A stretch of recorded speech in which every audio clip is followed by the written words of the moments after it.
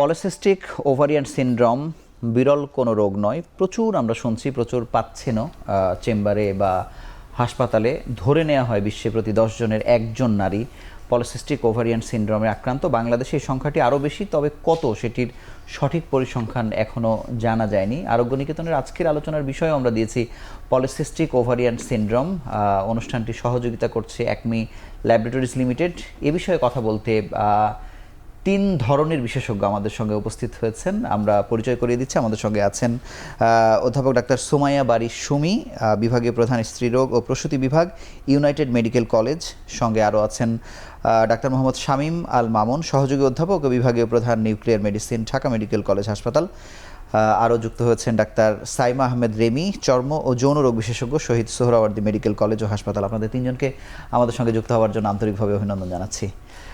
খুবই ভালো লাগছে, কারণ আমরা সাধারণত একই ডিসিপ্লিনের একাধিক মানুষকে নিয়ে প্রোগ্রাম করি। যেহেতু এটি একটি সমন্বিতভাবে সমাধান করতে হবে, আমরা 3 ধরনের বিশেষজ্ঞকে আসলে রেখেছি। আমি প্রথমেই অধ্যাপক ডাক্তার সুমাইয়া বারী আপনার কাছে জানতে চাইব যে পলিসিস্টিক ওভারিয়ান সিনড্রোমের ব্যাখ্যা আমরা অনেক শুনেছি, আপনার কাছে আবারও নতুন করে একটু শুনতে চাই।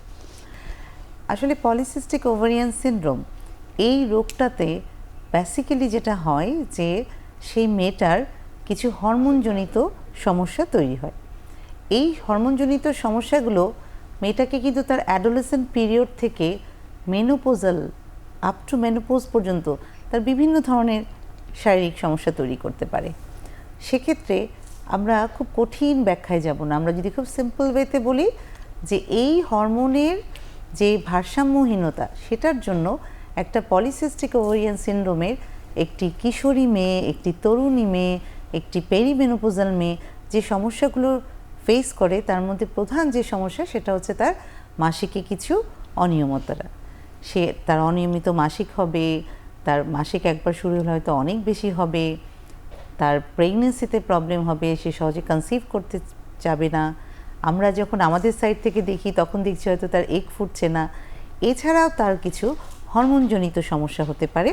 সেখানে কি হতে পারে? তার ডায়াবেটিস হতে পারে, তার প্রোল্যাক্টিন লেভেল বেড়ে গিয়ে হাইপার প্রোল্যাক্টিনিমিয়া সিনড্রোম হতে পারে।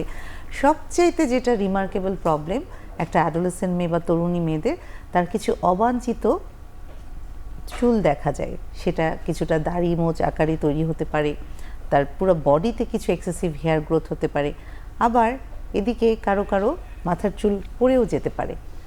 তাহলে এই ধরনের সমস্যা নিয়ে যখন কিশোরী মেয়ে অথবা তরুণী মেয়ে অথবা বিয়ে হয়েছে, মেয়েটা চাচ্ছে যে কনসিভ করতে, কিন্তু তার এই মাসিক অনিয়মিত থাকার কারণে সে বুঝতেই পারছে না যে আসলে কিভাবে সে কোন টাইমটা মেলামেশা করলে কনসিভ করবে।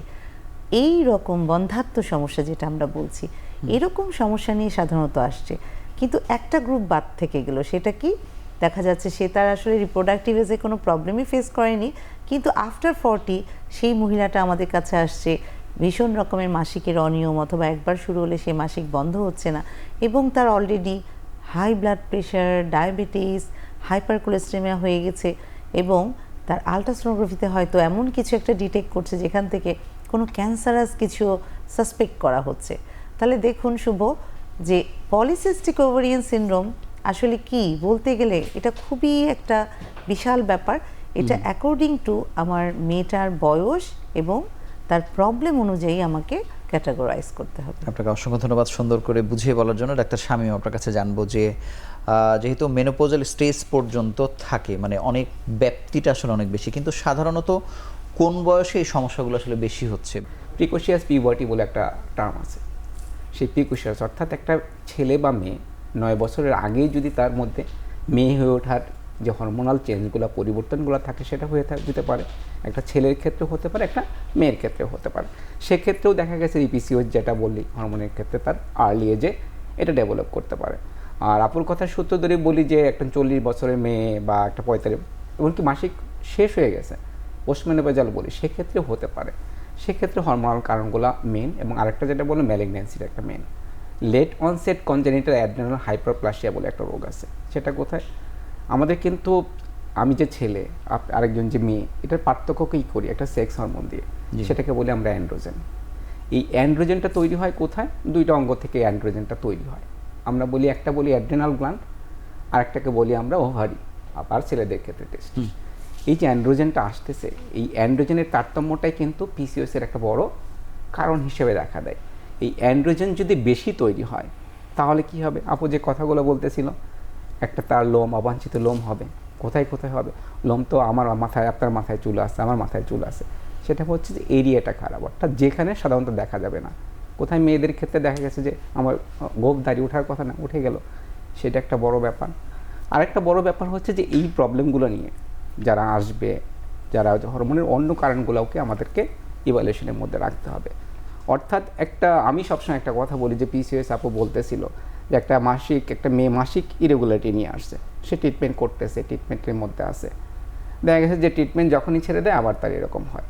সেক্ষেত্রে বলে যে 2 বছর যদি আপনি এরকম চিকিৎসা করেন, একজন গাইনোকোলজিস্ট চিকিৎসা করতেছে তার মাসিক নিয়মিত করার জন্য 2 বছর করে ফেলছে, তাহলে আপনাকে অন্য যে হরমোনগুলো আছে সেই হরমোনের দিকে অবশ্যই আপনাকে নজর দিতে হবে। এবং সেই হরমোনের জনিত কারণে আপু একটা বলতেছিল প্রোলাকটিন, তার প্রোলাকটিন লেভেল বেশি হতে পারে, তার ডায়াবেটিস হতে পারে। ডায়াবেটিস কিসের জন্য হয়? ইনসুলিনের জন্য। এখানে একটা টার্ম আছে ইনসুলিন রেজিস্ট্যান্স, সেটার ক্ষেত্রে হতে পারে। তার এই বললাম যে তার অ্যান্ড্রোজেন প্রোডাকশনটা বেশি হতে পারে, তার কর্টিসল লেভেল বেশি হতে পারে। এই যে অনেকগুলো হরমোনের এক একটা দেখা গেছে চেন, এই চেনে কোথাও তার ব্রেকআপ হতে পারে। এটা কি রোগী বুঝতে পারবে? কখনোই না। এটা আপনাকে ধরতে হবে যে আসলে কোন কারণে। এবং আমি বলি সবসময় যে পিসিওএস বলে আসলে ছেড়ে দেওয়াটা কখনোই ঠিক না। এর একটা সবসময় একটা বড় ধরনের হরমোনাল ইমব্যালেন্সের ইভ্যালুয়েশন সবসময় জরুরি। আপনাকে অসংখ্য ধন্যবাদ। ডাক্তার রেমি, আপনার কাছে জানবো যে আমাদের বাংলাদেশে এখন কিছুটা শুরু হচ্ছে যে রেফার করার প্রবণতা চিকিৎসকদের মধ্যে বাড়ছে, যেটি আগে অনেক সময় ছিল যে একজনই চিকিৎসা দিয়েই যাচ্ছেন। পিসিওএসের পেশেন্ট, উনি হয়তো গাইনোকোলজিস্টই দেখছেন, বা অবাঞ্ছিত লোম বা অন্য কিছু এসেছে আপনি হয়তো দেখছেন, মানে স্কিনের চিকিৎসক দেখছেন। এখন প্রবণতা কেমন? আপনার কাছে যে রোগীগুলো আসলে আসে পিসিওএস নিয়ে, কতটুকু রেফার পান, বা তাদের লক্ষণ প্রকাশ পেলে, স্কিনের সমস্যা হলে আপনার কাছে আসছে, মানে এটার পোর্শনটা কোনটা কেমন যদি একটু বলেন? জি, ধন্যবাদ। আপনাকে সুন্দর একটি প্রশ্ন করেছেন। আমাদের কাছে 2 ধরনের রোগীরাই এসে থাকে। কিছু আসেন যারা গাইনোকোলজিস্ট, ওনাদের কাছ থেকে রেফার হয়ে আসেন, আবার কিছু আসেন যে সরাসরি সমস্যা নিয়েও আমাদের কাছে আসছেন। তো আমরা জানি যে স্কিন হচ্ছে শরীরের লার্জেস্ট অর্গান, তো ভিতরে যা কিছুই হোক সেটার প্রকাশ পাবে স্কিনে। তো পলিসিস্টিক ওভারিয়ান সিনড্রোমের যে অনেকগুলো সিনড্রোমের সমষ্টি নিয়ে এটা একটা রোগ।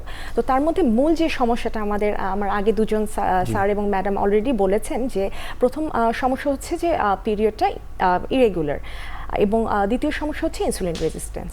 মূলত এই দুটোর কারণেই আসলে যত ঝড় হচ্ছে শরীরের মধ্যে।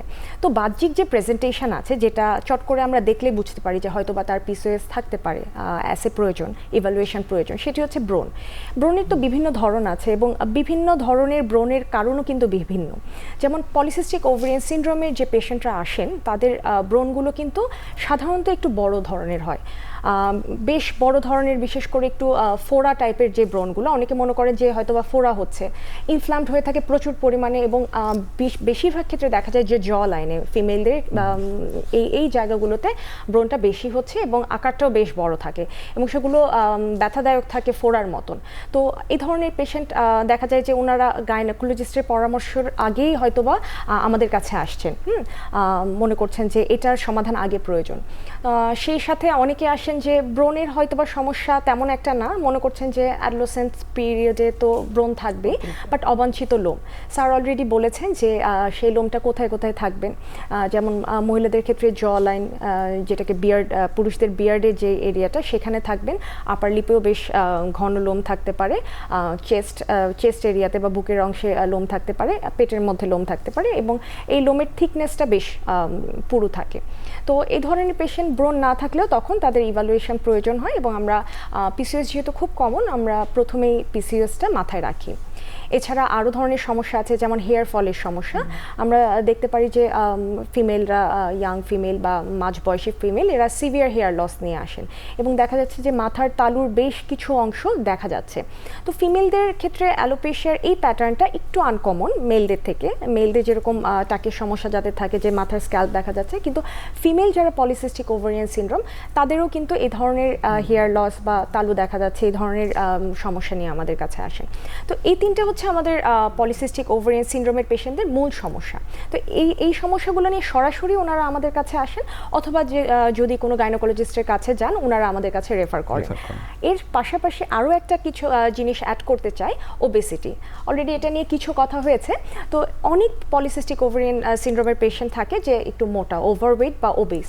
তো তাদের ক্ষেত্রে আবার দেখা যায় যে ওবেসিটি রিলেটেড যে স্কিন প্রবলেমগুলো আছে, যেমন কালচে দাগ ঘাড়ের জায়গায় বা ভাঁজের জায়গাগুলোতে, আন্ডার আর্মসে, প্রাইভেট পার্টে, এই জায়গাগুলোতে ডার্কনেস ডেভেলপ করছে এবং জায়গার স্কিনটা বেশ থিক হয়ে যাচ্ছে, পুরো হয়ে যাচ্ছে, যেটাকে আমরা বলি অ্যাকান্থোসিস নিগ্রিকেন্স, এবং সেই সাথে আঁচিল দেখা যাচ্ছে।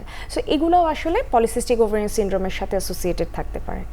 আপনাকে অসংখ্য শুভ, ধন্যবাদ। আমি একটু বলতে চাই অবশ্যই। রিমির কথার সাথে। জি। দেখো, রিমি কিন্তু খুব দারুণ কতগুলো কথা বলেছে, যেগুলো আমাদেরকে আমাদের যে সামাজিক দায়বদ্ধতা সেখান থেকে কিন্তু অ্যাড্রেস করতে হবে।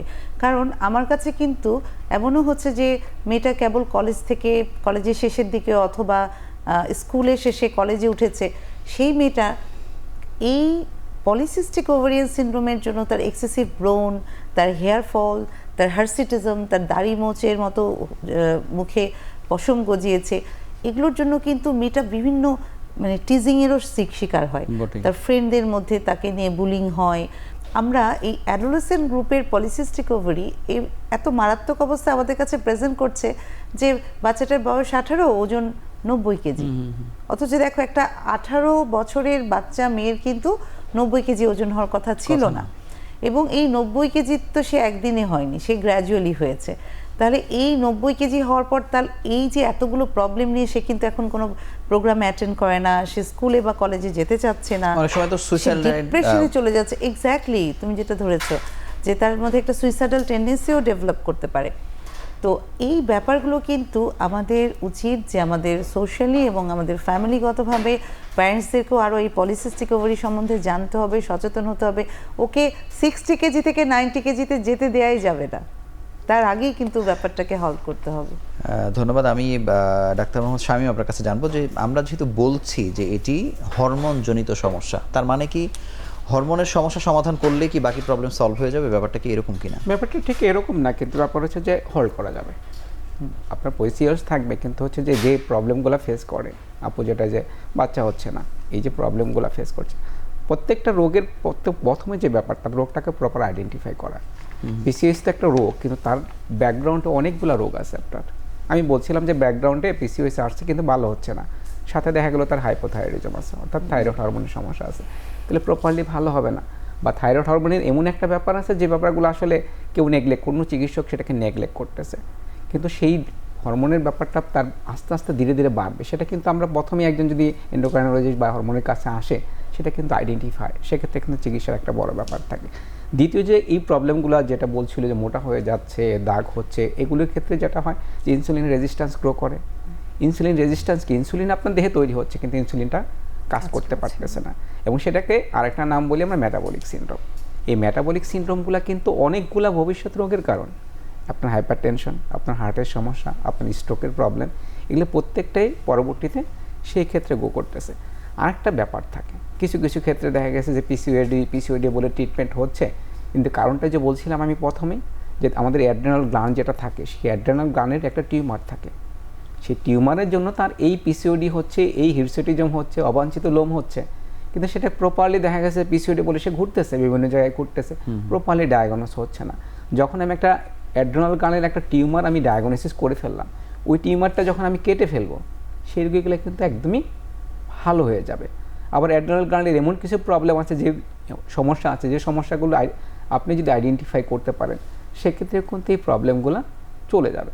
আরেকটা বড় ব্যাপার থাকে, সেই বড় ব্যাপারটা থাকে হচ্ছে যে আমরা কিছু মেয়ে যেটা করে সবসময়, এই অ্যাড্রেসটা গ্রামাঞ্চলে খুব দেখা যায়, যে মেয়ের খুবই শুকনা, বিয়ে হচ্ছে না, কেউ পছন্দ করে না। এই ধরনের মেয়েরা কি করে, বাবা মা তাদের কাছে দেখা যাচ্ছে হাতুড়ে ডাক্তারের কাছে, লোকাল হোমিওপ্যাথিকের কাছে, এই যে বিভিন্ন ধরনের ওষুধ খাচ্ছে, আমরা বলি স্টেরয়েড খাচ্ছে ওজন বাড়ানোর জন্য। ওজন বাড়ালে কি হবে, কর্টিসল যখন আপনি বেশি খাবেন, এই স্টেরয়েড যখন বেশি খাবেন, আপনার শরীরে কর্টিসলের মাত্রা অনেক বেশি বেড়ে যাবে, যার ফলে কি, জাপু যে কথাগুলো বলতেছিল, অবাঞ্ছিত লোম তৈরি হবে, আপনি সাডেন মোটা হয়ে গেছেন, কিন্তু আপনার মধ্যে হরমোনজনিত রোগের আপনি কারণ, অর্থাৎ এক্সটার্নাল একটা সোর্স স্টেরয়েডের যে ক্ষেত্রে, সেটা কিন্তু গ্রামগঞ্জে অহরহ মানুষজন খাচ্ছে মেয়েদের বিয়ে দেওয়ার জন্য। আমি মাঝে মাঝে রুগীদেরকে জিজ্ঞেস করি, ওকে এই ওষুধ খাওয়াচ্ছেন কেন? কয়ে চিকন মানুষ, একদম হালকা পছন্দ করে না কেউ। এটা কিন্তু আমাদের সামাজিক একটা বড় ব্যাধিতে এই জিনিসটা, কিন্তু পরবর্তীতে প্রত্যেকের ক্ষেত্রে কিন্তু হরমোনজনিত ইমব্যালেন্সগুলো আমরা পাচ্ছি, এবং সেটাকে বলি আমরা ড্রাগ ইন্ডিউসড কুশিং। অর্থাৎ কোথায় ছিলাম পিসিওএসে, পেয়ে গেলাম কোথায়, স্টেরয়েড বাইরের থেকে নিচ্ছে, একটা কুশিং সিনড্রোমে চলে যাচ্ছে। দারুণ একটি বিষয় অবতারণা করেছেন। আমরা ছোট্ট একটি বিরতি নিয়ে আবার আলোচনায় ফিরছি।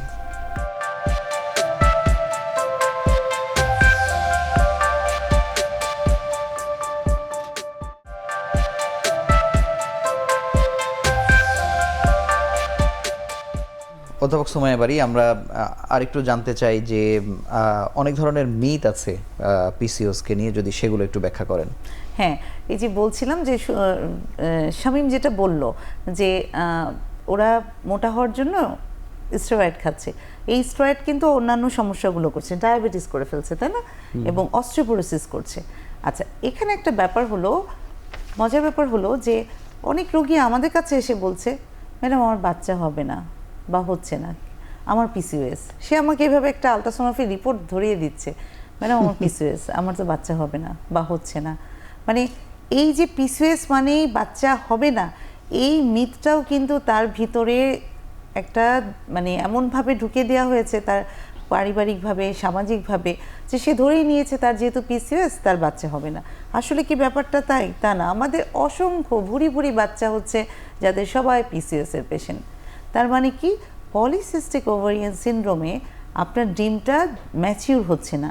কি করতে পারি আমরা? আমরা মেডিসিন দিয়ে ডিমটাকে ম্যাচিউর করে দিতে পারি। এই ডিমটা ম্যাচিউর হলো কিন্তু রিলিজ হচ্ছে না, সেটাও কিন্তু আমরা মেডিসিনের মাধ্যমে রিলিজ করে দিতে পারি। তাহলে কি পলিসিস্টিক ওভারিয়ান সিনড্রোম মানেই কিন্তু বাচ্চা হবে না তা না। এবং আমরা তো এরকম অনেক পলিসিস্টিক ওভারি পাই যাদের আলট্রাসোনোগ্রাফিতে কোনো সিস্টই নাই। কাজে এখানে একটা খুবই গুরুত্বপূর্ণ ব্যাপার আছে। এবং আরও একটা ব্যাপার, আমরা সবাই কিন্তু মোটা মোটা নিয়ে কথা বলছিলাম, আমরা কিন্তু পলিসিস্টিক ওভারিয়ান পেশেন্ট খুব থিন, যেটাকে আমরা থিন পলিসিস্টিক ওভারিয়ান সিনড্রোম বলি, সেরকমও পাই। তার মানে পলিসিস্টিক ওভারিয়ান মানেই কিন্তু আবার শুধু মোটাও না, থিনটাও হচ্ছে। এখানে একটা খুবই গুরুত্বপূর্ণ বিষয়, অনেক রোগী সেটাও বলে, ম্যাডাম আমার ওভারিয়ান সিস্ট আছে, আমাকে অপারেশন করে দেন। তাহলে is there any role of surgery in polycystic ovarian syndrome? এটাও কিন্তু একটা কনসার্ন, তাই না? তাহলে এই ক্ষেত্রে যেটা হয়েছে যে একটা মেয়ে, সে একদম অ্যাডোলেসেন্ট থেকে তার পলিসিস্টিক ছিল, খুবই ইরেগুলার একটা সাইকেল, 3 মাসে একবার বা 6 মাসে একবার তার সাইকেল হয়েছে, তারপর তার বিয়ে হলো, বিয়ের পরও তার এই অ্যানোভুলেশনটা মানে অনিয়মিত মাসিকটা লেগেই আছে।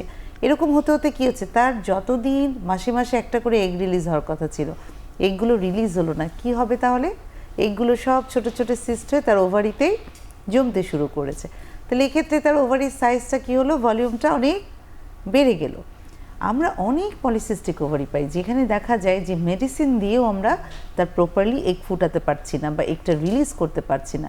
ইন দ্যাট কেস আমরা ল্যাপ্রোস্কোপি সার্জারি হেল্প নিই। সেটা কি করি, আমরা ল্যাপ্রোস্কোপি করে সেই ওভারিয়ান ভলিউমটা কমে দিই। আমরা ওভারিয়ান ড্রিলিং বলি কথাটা। ইভেন বিশ্বাস করবে কিনা জানি না, রোগীরা এসে আমাদেরকে শিখায়, ম্যাডাম ওই যে ড্রিল করে দেয় না, ড্রিল মেশিন দিয়ে আমাকে একটু ড্রিল করে দেন। তাহলে দেখেন রোগীরা কত দূর চলে গেছে, তারা গুগলস দেখে অথবা somehow they get to know that যেটাকে ড্রিল করা যায়। কিন্তু মানে এই যে এত কিছু তারা জানছে, মানে আলট্রাসোনোগ্রামের রিপোর্ট ধরায় দিচ্ছে বা ড্রিলের কথা বলছে, কিন্তু যত আক্রান্ত হয় ততজন কি আসলে জানতে পারছে? মানে কোন গোষ্ঠী জানতেই পারছে না বা আপনাদের কাছে পর্যন্ত আসতেই পারছে না বা লেট প্রেজেন্ট, সেটা কেমন? হ্যাঁ, খুবই একটা সুন্দর কথা বলেছেন। আমি যদি এটাকে ভাগ করি তাহলে এভাবে ভাগ করতে পারি যে হ্যাঁ, গ্রামের অনেক মানুষ দেখা যাচ্ছে তারা একটা লং টার্ম সাবফার্টিলিটি হিস্ট্রি নিয়ে আসতেছে, 12 বছর 13 বছর ইভেন 18 বছর। পেশেন্টটা যখন আসতেছে সামনে দেখেই বুঝতেছি she is a case of polycystic ovarian syndrome, কিন্তু সে আসলে হয়তো বা সেটা কোনো ট্রিটমেন্টই নেয়নি। তার বিয়ের 18 বছর পর সে আমার কাছে আসলো, সে জানলো সে পলিসিস্টিক ওভারি এবং সে চিকিৎসা শুরু করলো। আরেকটা গ্রুপ আছে যেটাকে আমি বলবো যে তারা নিজেরা পলিসিস্টিক ওভারিয়ান সিনড্রোমে পরিণত হচ্ছে। কিভাবে? তারা শহরের গ্রুপটা আর কি, সেই শহরের গ্রুপে কিন্তু আমরা একটা গ্রুপ অফ ইয়াং জেনারেশন পাচ্ছি, তারা ঠিকমতো খাওয়া দাওয়া করছে না, তারা খুব ফাস্ট ফুড খাচ্ছে, তারা বিভিন্ন অ্যাডিকশনেও আছে, যেগুলো সব ড্রাগ কিন্তু তার শরীরে এক ধরনের ফ্যাটি ডিপোজিশন করছে এবং সেখান থেকে কিন্তু এই এক্সট্রা ফ্যাটগুলো ওর মধ্যে অ্যান্ড্রোজেন লেভেলটা বাড়িয়ে দিচ্ছে, দিয়ে ওর কিন্তু সব পলিসিস্টিক ওভারি সিনড্রোমের ফিচার নিয়ে তারা আমার কাছে প্রেজেন্ট করছে। তাহলে এইভাবে আমরা আসলে গ্রামের আর শহরের দুটো গ্রুপে আমরা পলিসিস্টিক। এক্ষেত্রে আমি বলতে পারি একটা কথা, কারণ হচ্ছে কি যে আসলে বললাম তো যে আজ থেকে 10 বছর 15 বছর আগে কেউ জানতোই না পলিসিস্টিক ওভারি টার্মটাকে জনপ্রিয় করা। 2 নম্বর ব্যাপার, এই ক্ষেত্রে সমাধান কি আসলে গ্রামে এটা হয়? বললাম না যে গ্রামে এখনো কবিরাজি চিকিৎসা চলে বাচ্চা হওয়ার জন্য, হুজুরে পানি পড়া চলে, এগুলো কিন্তু ট্র্যাডিশনাল। আরেকটা ব্যাপার কিন্তু আধুনিক সমাজে দেখা যায়, দেখবেন যে পিসিওএস ফেসবুক কমন গ্রুপ, এবং এখানে এমন মিসইনফরমেশনগুলো চলে যাচ্ছে, ছড়াই যাচ্ছে। কিন্তু কাজ কি?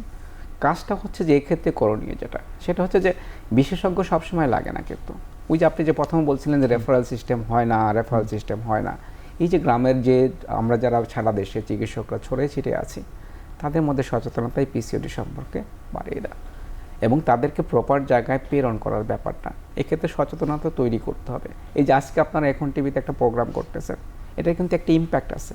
এই যে কথাগুলো বলতেছে, এটা একটা সোশ্যাল ইম্প্যাক্ট আছে। এবং এটা কিন্তু কমনলি মানে পিসিওএস নিয়ে প্রোগ্রাম হয় না এমন কোনো গণমাধ্যম নাই এখন। একটা খুব এই জন্যই বললাম তো যে এখন রোগীরা বলতে পারে পিসিওএস, কিন্তু এটাকে আরও ছড়াই দিতে হবে। এবং সেটা যদি বিশেষ করে যেটা পিউবার্টি গ্রুপ যেটা বলি, টিনেজার যারা বলি, স্কুল গোয়িং চাইল্ড, যেটা মেয়েরা স্কুলে যারা যাচ্ছে, তাদের মধ্যে এ সম্পর্কে সচেতনতা বাড়লে আস্তে আস্তে যে ইনফার্টিলিটির এত বেশি হিউজ একটা ক্রাইসিস, এটা কখনো হবে না।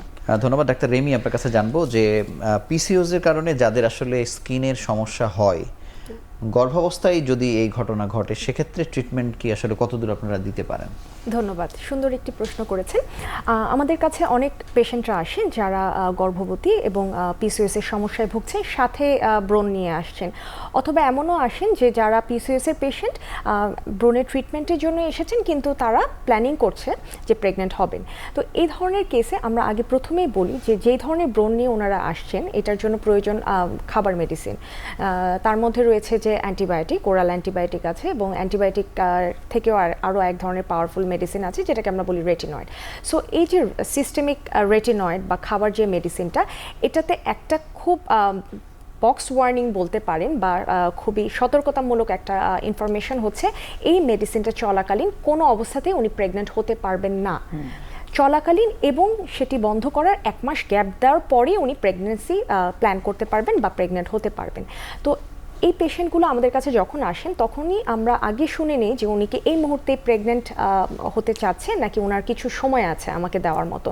যদি ওনারা বলেন যে না, আমার 6-7 মাস সময় আমি আপনাকে দিতে পারবো স্কিনের যে সমস্যাটা নিয়ে এসেছেন ওটা ইমপ্রুভমেন্টের জন্য, আমরা সেই মেডিসিনগুলো ইজিলি স্টার্ট করতে পারি।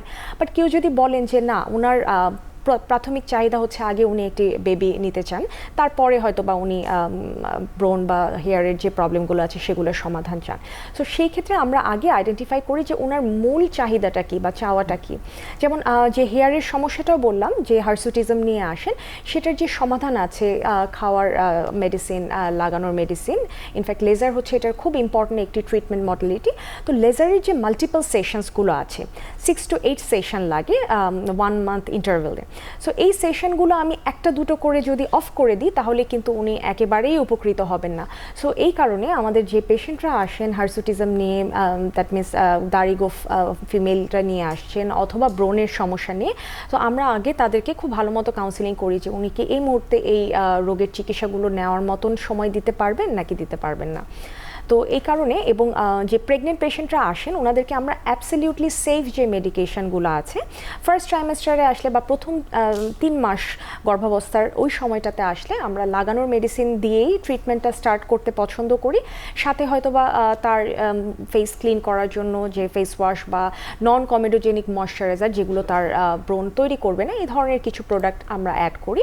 আর লাগানোর মেডিকেশনের মধ্যে খুব অল্প সংখ্যক মেডিসিন আছে যেটা প্রেগনেন্সি সেফ, সেফ অ্যান্টিবায়োটিক যেটা লাগানোর, বাট এর বাদে যেগুলো খুব স্ট্রং মেডিকেশন লাগানোর সেগুলো আমরা প্রেগনেন্সিতে টোটালি অ্যাভয়েড করি। এবং যদি প্রথম 3 মাস পার হয়ে যান এবং দেখা যায় যে ওনার ব্রণের সমস্যাটা এতটাই গুরুত্বপূর্ণ যে উনি এটাতে মানসিকভাবে খুব ভেঙে পড়েছেন, সেক্ষেত্রে আমরা রিস্ক বেনিফিট রেশিও বলে একটা কথা আছে, যে আমরা পেশেন্টের আগে বেনিফিটটা দেখি যে উনি যদি নিতে চান সেক্ষেত্রে প্রথম 3 মাস পার হওয়ার পর আমরা যেটা সেফ অ্যান্টিবায়োটিক সেটা দিয়ে হালকা পাওয়ারের সেফ অ্যান্টিবায়োটিক দিয়ে ট্রিটমেন্ট স্টার্ট করতে পারি। ইনফ্যাক্ট যে কেমিক্যাল পিলিং বা এই ধরনের যে ট্রিটমেন্টের অপশানগুলো আছে আমরা সিভিয়ার ব্রণের ক্ষেত্রে অ্যাডজুভেন্ট হিসেবে অ্যাড করে থাকি, সেগুলোও কিন্তু প্রেগনেন্সিতে অ্যাবসলিউটলি সেফ না। সো আমরা এই পুরো জিনিসটা খুব ভালো মতো বুঝিয়ে তাদেরকে বলি যে আপনি কি কি মেডিকেশন নিতে পারবেন এবং কি কি মেডিকেশন নিতে পারবেন না প্রেগনেন্সিতে। তো এই তথ্যগুলো আমরা পেশেন্টকে খুব ভালো মতো বুঝিয়ে দিই। অনেক ধন্যবাদ। অনেক কিছু জানলাম। অত সময় পরে আমি একটু জানতে চাই যে বন্ধ্যাত্বের যে ভয়াবহতা এখন চলছে, মানুষের তো নানা ধরনের সমস্যা বন্ধ্যাত্বের পরবর্তী আসলে আছে। আমরা শুধু জানতে চাই যে পিসিওএস এর কন্ট্রিবিউশন কতটুকু এই টোটাল বন্ধ্যাত্বের যে ভলিউম সেখানে, এবং যদি ট্রিটমেন্ট করা যায়, পিসিওএস যদি নিয়ন্ত্রণে নিয়ে আসা যায়, তাহলে কি আসলে বন্ধ্যাত্বের সমস্যার সমাধান হচ্ছে কিনা? আমি যদি এখন ইনফার্টিলিটির 10টা পেশেন্ট দেখি, 7টা পেশেন্টই দেখবো হয়তো সে is suffering from polycystic ovary. কিন্তু তারা কি কখনো জানে না, বা তারা এর মধ্যে কখনো জানতোই 7টা না? পেশেন্টের মধ্যে হয়তো 3 থেকে 4 জন জানে, বাকিরাই জানে না যে তার পলিসিস্টিক ওভারি সিনড্রোমের ফিচারগুলো আছে। এক্ষেত্রে যেটা হয়েছে যে প্রথম কথা তাকে বিশ্বাস করতে হবে যে পলিসিস্টিক ওভারিয়ান সিনড্রোমটা কিন্তু 100% কিউরেবল ডিজিজ না। যেটা ডক্টর শামীম বলছিল যে এটা কিন্তু এটার মধ্যে কিছু জেনেটিক প্রিডিসপোজিশন থাকে, either her aunt or mother or sister they are also suffering from same type of polycystic ovary, so that ওই জিনটা থাকলে কিন্তু সে জিনগতভাবেই তার পলিসিস্টিক ওভারি সিনড্রোম পেয়ে যাবে। এটা একটা জিনিস। বাট দ্য মজার ব্যাপার হলো it is a 100% controllable disease. আচ্ছা, আমি যদি পেশেন্টকে ঠিকমতো এই পলিসিস্টিক ওভারি সিনড্রোমের প্রবলেমগুলো আইডেন্টিফাই করে দিতে পারি, তাকে একটা প্রপার গাইডলাইন দিই, মেডিকেশন দিই, সে কিন্তু এখান থেকে উঠে এসে তার মেনস্ট্রুয়েশনও রেগুলার করতে পারবে, সে কনসিভও করতে পারবে, এবং এই পেশেন্টগুলোর প্রেগনেন্সিতে যে প্রবলেমগুলো হতো সেগুলোও সে করতে পারবে। একটা এক্সাম্পল দিয়ে বলি, একটা মেয়ে সাফার করছিল পলিসিস্টিক ওভারি অ্যাডোলেসেন্টে, সে আস্তে আস্তে বড় হলো। সে অ্যাডোলেসেন্টে যখন সাফার করছিল, তার দাড়ি গজাচ্ছিল, তখন কিন্তু আমরা তাকে মাসিক রেগুলার করার সাথে এই লোম টোমগুলো যেন কম হয় সেটার জন্য মেডিকেশন দিচ্ছিলাম। সাথে একটা ইম্পর্টেন্ট অ্যাডভাইস ছিল যে আম্মু তুমি কিন্তু ওজন বেরো না। এখন এই ওজনটা কিন্তু খুবই ইম্পর্টেন্ট, কারণ দেখা যাচ্ছে যে আমাদের এই পলিসিস্টিক ওভারিয়ান সিনড্রোমের ক্ষেত্রে যদি ওয়েট কন্ট্রোলটা আইডিয়াল বডি ওয়েটে যদি পেশেন্ট চলে আসতে পারে, তাহলে তার ক্ষেত্রে কিন্তু 80% ক্ষেত্রে তার প্রেগনেন্সি ইভেন ন্যাচারাল কোনো ওভুলেশন ইনজেকশন ছাড়াও সে প্রেগনেন্ট হতে পারে। তাহলে পলিসিস্টিক ওভারিয়ান সিনড্রোমে আইডিয়াল বডি ওয়েট আসাটা হচ্ছে সবচেয়ে একটা বড় ব্যাপার। এবং এক্ষেত্রে কিন্তু আমি প্রথমেই বলে দিই যে আমি কিন্তু তোমার ডক্টর না, you are the doctor of your own disease. কারণ বডি ওয়েট কন্ট্রোলটা কিন্তু সবসময় ডক্টরের হাতে থাকে না, সে কিভাবে ডায়েট করবে, এক্সারসাইজ করবে, সে লাইফস্টাইল সেই করবে। প্রসঙ্গে আমরা আসবো, আমরা আরো একটু ছোট্ট বিরতি নিয়ে আবার আলোচনায় ফিরছি।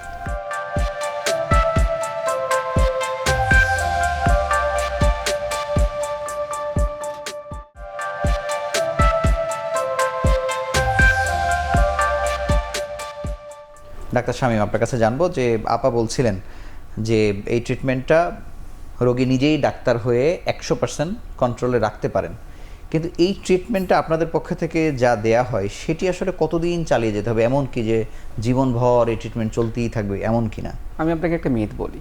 ব্যাপার হচ্ছে যে পেশেন্ট আসছে, পেশেন্টের আমরা বলি ওরাল গ্লুকোজ ডায়াবেটিস আছে কিনা দেখছি, পিসিওএস পাইছি, আপু সুন্দর করে মেটফর্মিন নামে একটা ওষুধ লিখে দিয়েছে, দোকানে গেছে, দোকানে যে প্রেসক্রিপশন দেখাইছে আপনার ডায়াবেটিস হয়েছে, না তো আমার তো ডায়াবেটিস নাই, আপনারা ডায়াবেটিস, আজকালকার ডাক্তাররা না কিচ্ছু জানে না, ই থেকে কি দেয়, ডায়াবেটিস নেই আপনার ডায়াবেটিস, এটা খাওয়া লাগবে না। দেখেন প্রি ডায়াবেটিসের ধারণাটাই বাংলাদেশে এখন খুব কম, আমি মানুষকে জিজ্ঞেস করলে সে বলে না। এটা একটা সুন্দর একটা ভ্যালু আছে যে আমরা 3টা জিনিস দেখে একজন পেশেন্ট ডায়াবেটিস কিনা কিন্তু আমরা নির্ধারণ করি। একটা তার না খেয়ে সুগারটা কত থাকে, না খেয়ে সুগার যদি 7-এর উপরে থাকে তাকে আমরা বলতেছি ডায়াবেটিস, কিন্তু 6 থেকে 7 এই রেঞ্জে যাদের থাকে তাদের কিন্তু প্রি ডায়াবেটিস, অর্থাৎ তার ভবিষ্যতে ডায়াবেটিস হওয়ার সম্ভাবনা এবং সে একটা ইনসুলিন রেজিস্ট্যান্স গ্রো করছে। খাবার 2 ঘন্টা পরে যদি সুগারের মাত্রা আপনার 11-র বেশি থাকে, একদম সহজ কথা, তাহলে আপনার ডায়াবেটিস। কিন্তু যেসব পেশেন্টের 8 থেকে 11 থাকে তারা কিন্তু প্রি ডায়াবেটিস আক্রান্ত, অর্থাৎ ভবিষ্যতে তারা ডায়াবেটিস থেকে টান পাবে। আরেকটা জিনিস আমরা সবসময় করি, অপরাও করে, যে HbA1c আমরা গ্লাইকোলেটেড হিমোগ্লোবিন বলি, সেটার মাত্রা আছে একটা, সেটার মাত্রা যদি 6.5-7.5 উপরে যায় আমরা ডায়াবেটিস বলতেছি, কিন্তু 5.7 থেকে 6.5 যাদের মাত্রা তারা প্রি ডায়াবেটিস। তো এই রোগীগুলোর স্ক্রিনিংটা বড় জরুরি। কিছুদিন আগে বিশ্ব ডায়াবেটিস দিবস গেছে, আমরা স্ক্রিনিং করি, দোকানে গিয়ে মাপছে ডায়াবেটিস পাইছি নয়, না আপনার ডায়াবেটিস নেই। এই যে শুরু করছে খাওয়া দাওয়া শুরু করতেছে, মেয়েদের ক্ষেত্রেও সেটা হয়। আপনাকে এই স্ক্রিনিংটা খুব জরুরি আপনাদের ক্ষেত্রে। কারণ কি আমি বলছি যে ইনসুলিন রেজিস্ট্যান্স থেকে মেটাবলিক সিনড্রোম থেকে ভবিষ্যতে কি আপনার হাইপার টেনশন, আপনার হার্টের রোগ, আপনার ব্রেনের স্ট্রোকের রোগ, কিডনি বা সব কিছু। তাহলে যে জিনিসটা শুরুর থেকে ডায়েট দিয়ে আপনার জীবনযাত্রা মডিফিকেশন করে যেটাকে হোল্ড করতে পারতেছেন, আপনার লাইফস্টাইল চেঞ্জ করে যেটাকে আপনার বাড়তে দিতে পারতেছেন না, সেটা কি দেখা গেছে। এই জন্য বলা হয় যে সারা জীবন ট্রিটমেন্ট, তা না। ট্রিটমেন্টটা হচ্ছে যে প্রথম ট্রিটমেন্টে যেটা বলি আপনার লাইফস্টাইল চেঞ্জ করতে হবে।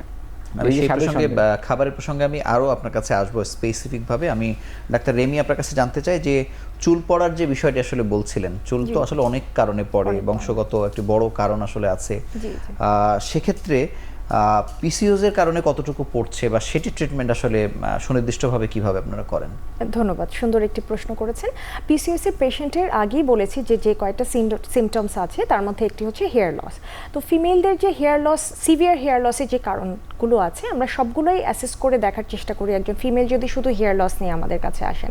তো যদি আমরা হরমোনাল অ্যাসেসমেন্ট করে দেখি যে কিছু হরমোনাল লেভেল আছে, যেমন FSH LH রেশিওটা আমরা দেখে থাকি, সেই রেশিওটা কীরকম আছে, যদি অল্টার থাকে তাহলে আমাদের একটা আইডিয়া থাকে যে পেশেন্টটা পিসিওএস এর সাফারার হতে পারে।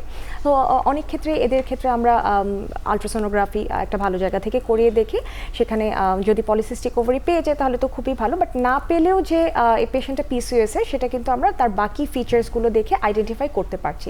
সো এর আগেও আমরা বলেছি যে পিসিওএস এর মূল কারণটা হচ্ছে অ্যান্ড্রোজেন এক্সেস। এই অ্যান্ড্রোজেন এক্সেস বা পুরুষ হরমোনের এক্সেসের কারণেই কিন্তু তার যে বাহ্যিক চেঞ্জগুলো আসছে, যেমন তার ব্রণ হচ্ছে বড় বড়, তার হেয়ার লস হচ্ছে, তার লোমের সৃষ্টি হচ্ছে। সো এই অ্যান্ড্রোজেনটাকে আমার কন্ট্রোলে আনাটাই হচ্ছে তার হেয়ার লসের প্রথম ধাপের ট্রিটমেন্ট। সো সেক্ষেত্রে আমরা কি করতে পারি, আমার সিনিয়র যারা স্যার আছেন, ম্যাডাম আছেন, অলরেডি বলে ফেলেছেন যে আমরা হরমোনটাকে ব্যালেন্সে আনার জন্য ওরাল কন্ট্রাসেপটিভ পিলের একটা সেশন নিতে পারেন। দেন ইনসুলিন রেজিস্ট্যান্স কমানোর জন্য মেটফর্মিন বা এই ধরনের যে অ্যান্টি ডায়াবেটিক মেডিকেশনগুলো আছে সেগুলো উনি ফলো করতে পারেন। সেই সাথে healthy lifestyle, stress free life, একটা ব্যালেন্স ডায়েট উনি ফলো করতে পারেন। ইনফ্যাক্ট আমরা বলে থাকি যে যারা lean and thin PCOS, in fact weight খুব বেশি না বা ওভারওয়েটও না বা ওবেজও না, নর্মাল হেলথের একজন, তাদের ক্ষেত্রেও আমরা অ্যাডভাইস করে থাকি রেগুলার এক্সারসাইজ। কারণ এই এক্সারসাইজটা কিন্তু তার হরমোনাল ব্যালেন্সটা মেনটেন করতে খুবই হেল্প করে। এটা হচ্ছে তার মূল চিকিৎসা। এর পাশাপাশি আমরা হেয়ার লসের যে ট্রিটমেন্টগুলো দিয়ে থাকি, যেমন কিছু সাপ্লিমেন্টস, সেটা ওরাল হতে পারে, লাগানোর সাপ্লিমেন্টস হতে পারে। এছাড়া রয়েছে টপিক্যাল মিনক্সিডিল প্রিপারেশন, এটাও এক ধরনের মেডিকেশন, যেটা হচ্ছে হেয়ারের রুটের বা চুলের গোড়ার যে ব্লাড সাপ্লাই সেটা বাড়ানোর মাধ্যমে হেয়ার গ্রোথটা এনশিওর করে। এছাড়া আরও কিছু নিত্য নতুন থেরাপি ট্রিটমেন্ট অপশনস আছে ওয়ার্ল্ড ওয়াইড, যেমন অনেকেই এখন শুনে থাকবেন PRP বা প্লেটলেট রিচ প্লাজমা থেরাপি, এটাও এখন খুবই জনপ্রিয় একটি ট্রিটমেন্ট অপশন হেয়ার লসের জন্য। সো এটাও এই ধরনের পেশেন্টের ক্ষেত্রে অ্যাডভাইস করা হয় যদি বাকি ট্রিটমেন্টে ডিজায়ার্ড রেজাল্ট না আসে। সো এই হচ্ছে আমাদের হেয়ার ফলের যে ট্রিটমেন্ট অপশনসগুলো আছে, হার্সুটিজম এবং পলিসিস্টিক ওভারিয়ান সিনড্রোমের যে হেয়ার লস সেটার জন্য। শুভ, আমি একটা মিথ নিয়ে বলতে চাচ্ছি, এজন্য হেয়ার লসটা হচ্ছে এক্সেস অ্যান্ড্রোজেনের জন্য, এবং এই অ্যান্ড্রোজেন লেভেলটা কমানোর জন্য আমরা কিন্তু অনেক আনম্যারিড মেয়েকেও ওরাল কন্ট্রাসেপটিভ পিল সাজেস্ট করি। এই ওরাল কন্ট্রাসেপটিভ পিল ওর এক্সেস অ্যান্ড্রোজেনের জন্য হেয়ারগুলোকেও গ্রোথ কমাবে এবং ওর মাসে মাসে মাসিকটা করতেও হেল্প করবে। আমরা প্রচুর রোগী পাই যারা এসে আমাদেরকে বলে কি, ম্যাডাম আমি তো আসলে একজন ডক্টরের কাছে গিয়েছিলাম, উনি আমাকে পিল দিয়ে দিছিল, তারপর থেকে ওই পিল খাওয়ার জন্য আমার আর বাচ্চা হচ্ছে না। আচ্ছা, খেয়াল করে দেখেছো তাহলে? কিন্তু ইটস এ ট্রিটমেন্ট, রাইট? যে ওরাল কন্ট্রাসেপটিভ পিলে যে লো ডোজ এস্ট্রোজেন প্রজেস্টেরন আছে, ওটা গিয়ে বডিতে এক্সেস অ্যান্ড্রোজেনটা কমিয়ে দিবে, যাতে মেয়েটার রেগুলার মাসিক হয়, তারপরে ট্রিটমেন্ট আদার প্রবলেমগুলো সমস্যাগুলোর সমাধান হয়ে যায়। কিন্তু এই যে ওর মধ্যে ঢুকে গেল, ও তো এখন পিল ছেড়ে দিয়েছে, তাও তো বেবি হচ্ছে না, ও ভাবছে ওই পিলটা খেয়েছিল দেখেই তার বেবি হচ্ছে না। তো এটাও কিন্তু একটা অনেক বড় সোশ্যাল স্টিগমা, যে আসলে তা না, এটা আমাদেরকে দিতে হয় রোগীর সিমটমগুলোকে কন্ট্রোল করার জন্য। আপা, আপনাকে অসংখ্য ধন্যবাদ। আমরা আরও একটি বিরতি নিচ্ছি। দর্শক, আমাদের শেষ বিরতি নিয়ে আবার আলোচনায় ফিরছি কিছুক্ষণ পরে।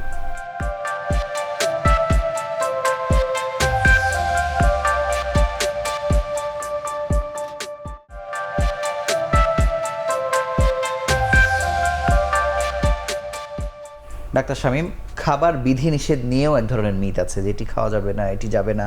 আসলে কি যাবে কি যাবে না, নাকি সবই যাবে, এটা একটু যদি সহজ করে বলেন। আসল কথা হচ্ছে ক্যালোরি ইনটেক।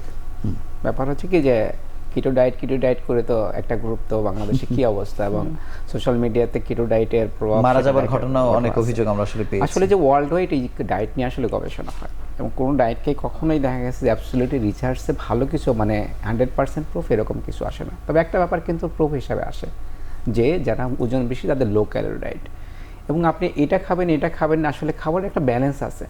ব্যালেন্সটা কি, আপনি একটা প্লেট নিলেন, এই প্লেটটাকে 3 ভাগ করবেন। এক ভাগে থাকবে আপনার শর্করা, যেটা কার্বোহাইড্রেট বলি, কোথা থেকে পাই, এটা পাই আপনার রুটির থেকে বা ভাতের থেকে। আরেকটা ভাগে থাকবে আপনার সবজি, শাকসবজি, আরেকটা থাকবে আপনার প্রোটিন।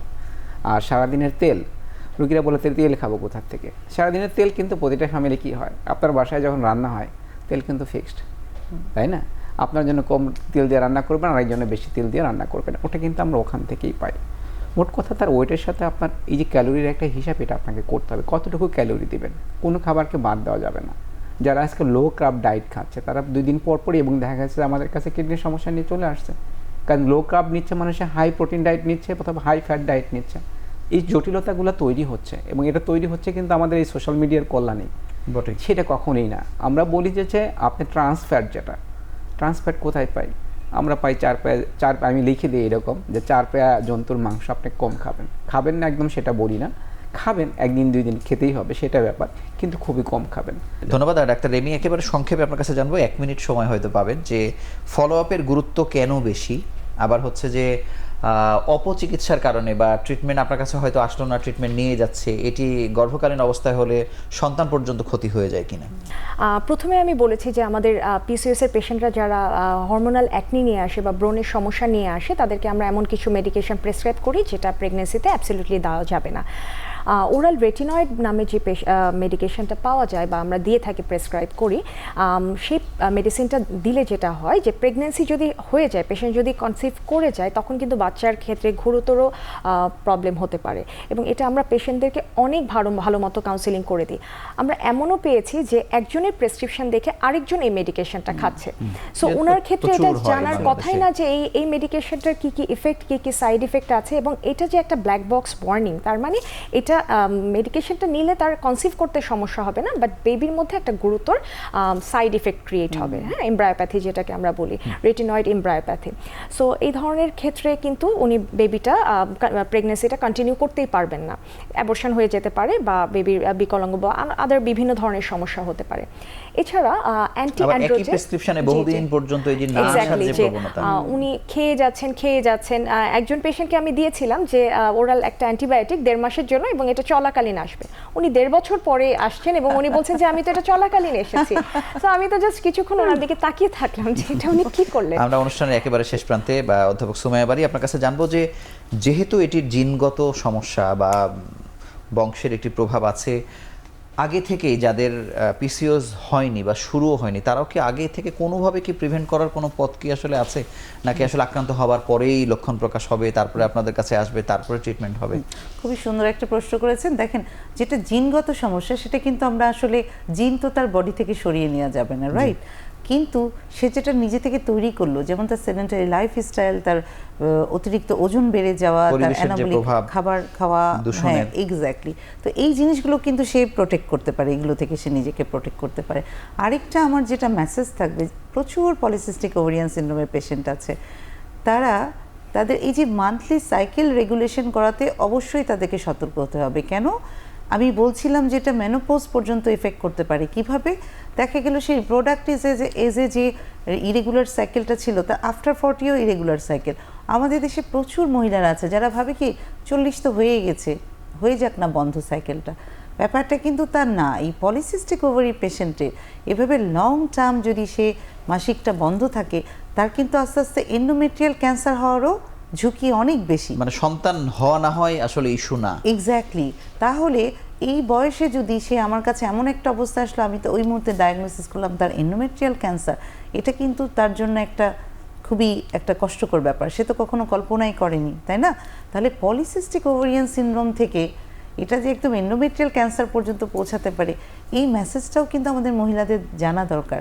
এবং সেই ক্ষেত্রে 40 ইয়ার্স হয়ে গেছে দেখেই যে তার ওই প্রবলেমটার জন্য সে আর ডক্টরের কাছে যাবে না, সে মাসিকটা রেগুলার করবে না, সে ওয়েট কন্ট্রোল করবে না, ব্যাপারটা তা নয়। কাজে আমার মতে পলিসিস্টিক ওভারিয়ান সিনড্রোমে একটা কিশোরী মেয়ে থেকে শুরু করে তরুণী এবং মেনোপোজাল এজ পর্যন্ত প্রত্যেকটা মহিলা যদি সচেতন হয়, তাহলে এটা কিন্তু কোনো ব্যাপারই না। এটা নিয়ে সে খুব ভালো মতো তার আপনাকে অসংখ্য ধন্যবাদ এবং আপনাদের তিনজনকে আমাদের সঙ্গে যুক্ত হওয়ার জন্য আন্তরিকভাবে অভিনন্দন জানাচ্ছি। আমরা অনেক বিজ্ঞানসম্মত কথা আসলে শুনলাম যে পলিসিস্টিক ওভারিয়ান সিনড্রোম আমরা যদি একেবারে গুরুত্ব না দিই, যেন তেনভাবে আমরা ডিল করি, এটি আসলে ক্যান্সার এবং প্রাণঘাতীও আসলে হতে পারে। সেক্ষেত্রে সমস্যা যখনই হোক না কেন, আমাদের সোশ্যাল মিডিয়া আমাদের হাতে আছে, আমরা তথ্য সবসময় নিতে পারি। প্রত্যেকটা রোগী আসলে ইন্ডিভিজুয়াল, প্রত্যেকটা মানুষের নারীর সমস্যা পিসিওজের ক্ষেত্রে একেবারে আলাদা। আপনারা বিশেষজ্ঞ চিকিৎসকের শরণাপন্ন হয়ে আপনার সমস্যার সমাধান নেবেন, এই প্রত্যাশায় আজকের মতো বিদায় নিচ্ছি। ভালো থাকুন, সুস্থ থাকুন।